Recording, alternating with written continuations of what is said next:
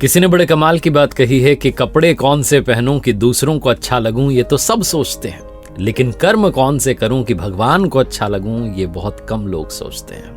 नमस्ते, मैं हूं आरजे कार्तिक। एक बड़ी छोटी सी कहानी आपको सुनाता हूं।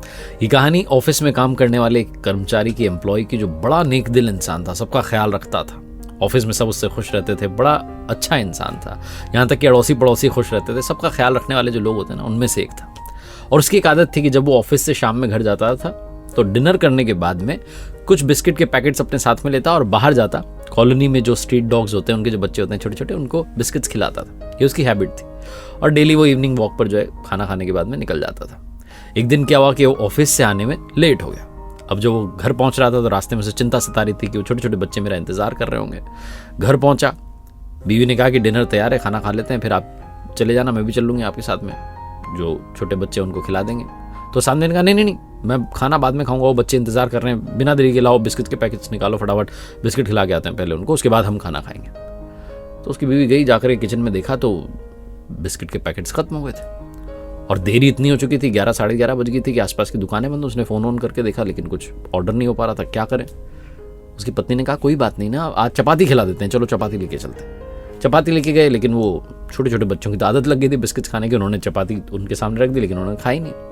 अभी चिंता में पड़ गए, क्या करें, तो भूखे सो जाएंगे आज, कैसे इनकी मदद करें, क्या करें। टेंशन हो गई उस आदमी को। उसकी पत्नी ने कहा कोई बात नहीं, एक दिन से क्या फ़र्क पड़ता है, चलो अपन खाना खाते हैं। लेकिन ये खाना खाने को तैयार नहीं। बोले नहीं, कुछ ढूंढो, कुछ ना कुछ तो होगा। तो ढूंढा तो वो वाला डिब्बा मिला जिसमें वो महंगे वाले बिस्किट्स रखे थे, जो मेहमानों के लिए रखते हैं, काजू बादाम वाले। तो इस आदमी ने कहा लाओ वही वाला दे दो। तो बीवी ने कहा उसमें भी 7-8 ही हैं। बोले नहीं कोई बात नहीं, 7-8 ही हैं। 7-8 से तो क्या होगा, एक एक बिस्किट सबके जो है इससे आएगा, उससे पेट भी नहीं भरेगा और गुस्सा हो जाएंगे। फिर से बीवी ने कहा हाँ यही तो कह रही हूँ, नहीं हो पाएगा कुछ भी, तुम छोड़ो ना उनकी मदद, अब खाना वाना खाते। बाद में फिर से टेंशन में था, सोच रहा था। उसने कहा लाओ तुम दे दो मुझे। उसने बाहर की तरफ देखा तो बच्चे भी बैठे हुए थे। उसकी पत्नी ने कहा अरे छोड़ो ना, तुम समझ ही नहीं रहे हो, टीवी ऑन करती हूँ, थोड़ा टीवी देखो, रिलैक्स हो जाओ, खाना खाओ। उसकी पत्नी ने थाली लगा दी। बेमन से इस आदमी ने खाना खा लिया और खाना खाने के बाद बिना देरी के बाहर निकला कि जाकर के उनको ये 7-8 बिस्किट्स में खिला करके फ्री होता हूँ, मेरी टेंशन बढ़ती जा रही है। बाहर गया तो देखा सारे बच्चे जा चुके थे, सिर्फ एक बच्चा बैठा हुआ था। उसके सामने जाकर के वो 7-8 बिस्किट्स रख दिए, उसका पेट आराम से भर गया, बड़ा खुश होता हुआ निकल गया वो। और ये आदमी जब वापस आ रहा था अपने घर में, दरवाजा बंद कर रहा था, लॉक कर रहा था, तो सोच रहा था कि हम इंसानों के साथ में भी यही होता है।